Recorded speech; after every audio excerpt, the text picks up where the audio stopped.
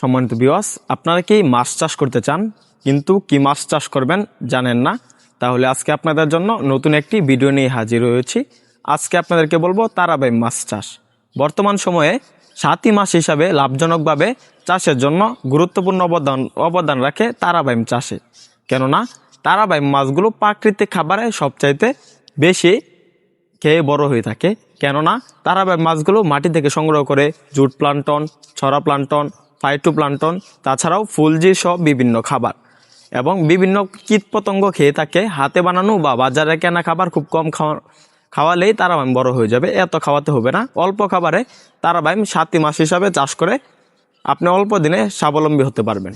তো চাষি ভাইরা, তারাবাইমের আরেকটি গুরুত্বপূর্ণ বিষয় হলো তারাবাইম যে মাছগুলো এগুলা অতি ঘনত্বে চাষ করা যায়। অতি ঘনত্বে চাষে তারাবাইম বাম্পার ফলন আসে। কেননা তারাবাইম মাছগুলো যদি আপনারা চাষ করতে চান প্রতি শতাংশে 800 থেকে 1000 পিস চাষ করতে পারবেন। কেননা তারাবাইম মাছগুলো এক জায়গায় গর্ত করে বা এক জায়গায় দলবদ্ধ হয়ে থাকতে পছন্দ করে। তো চাষি ভাইরা, আমাদের এখানে বর্তমান রয়েছে 1 ইঞ্চি, 1.5 ইঞ্চি, 2 ইঞ্চি সাইজের তারাবাইম মাছের পোনা। আপনারা আমাদের হ্যাচারি থেকে সরাসরি এসে দেখে শুনে সংগ্রহ করতে পারবেন উন্নত মানের তারাবাইম মাছের পোনা বা লাভজনক মাছের পোনা। তো চাষি ভাইরা, আপনারা চাইলে ফ্রি হোম ডেলিভারির মাধ্যমে আমরা আপনাদের লোকেশন অনুযায়ী মাছ পাঠিয়ে দিব। তো চাষি ভাইরা, আপনারা যদি তারাবাইম মাছ ক্রয় করতে চান আমাদের স্ক্রিন দেওয়া নাম্বারে যোগাযোগ করতে পারবেন।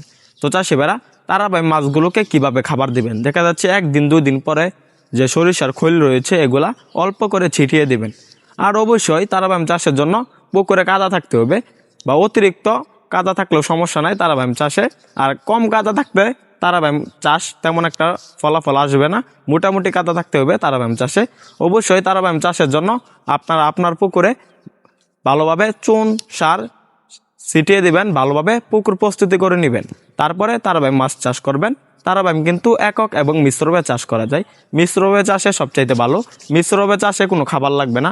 কেননা অন্য যে মাছগুলো চাষ করবেন ওই মাছের মল বা অবহেলিত খাবার খেয়ে তারাবাইম বড় হয়ে যাবে। তো চাষি ভাইরা, তারাবাইম মাছগুলোর সাথে মিশ্রভাবে চাষের জন্য সবচাইতে ভালো একটি মাছ মনোসেক্স তেলাপিয়া। এগুলো উপরে লেয়ারের মাছ, এগুলো উপর থেকে প্রচুর পরিমাণ খাবার খেয়ে যে মলগুলো ত্যাগ করবে ওগুলা খেয়ে তারাবাইম বড় হয়ে যাবে।